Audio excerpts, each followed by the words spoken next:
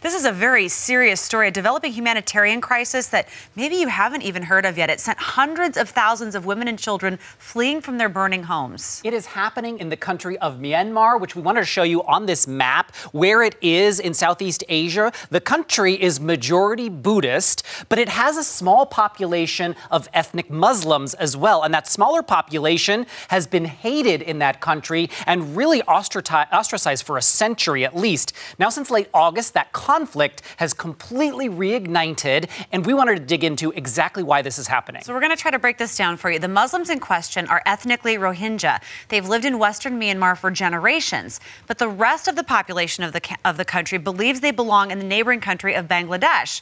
The Rohingya are so hated, the government doesn't even recognize them legally as citizens of Myanmar.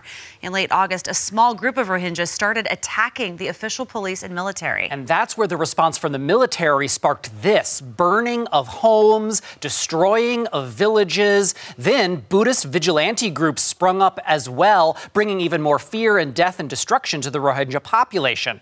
So UW professor Mary Callahan actually studies Myanmar, has for years. We found her in Myanmar. We reached her by Skype and we asked her about the scope of the destruction. In one township called Maungdaw, for example, virtually every single Muslim village has been depopulated. Not all have been burned to the ground, but they have been depopulated. In another township, 18 of 24 have been depopulated or burned to the ground. And there is no humanitarian assistance of any international variety. And international is important because of the principles of humanitarian assistance, of neutrality and impartiality.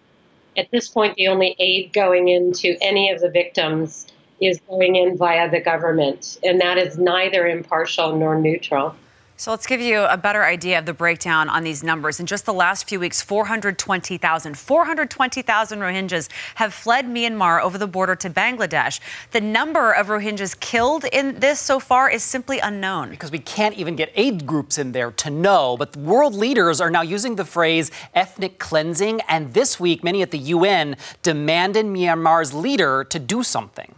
What the rest of the world would like to hear at the most basic level is some degree of compassion for those who have fled, and we have yet to have heard that from her.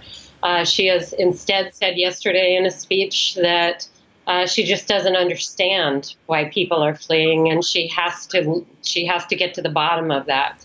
So the leader in question here is this woman, Aung San Suu Kyi. She won the Nobel Peace Prize several years ago as she fought for human rights for those living in Myanmar. Now she's basically silent on the question of ethnic cleansing for the Rohingya population. Some have said that her name should be scrubbed from that Peace Prize until she actually figures out what's going on, because so far they say she's betraying the principles that prize stands for. It's such a complicated issue, so it's definitely something we're going to be watching. Yeah, no doubt.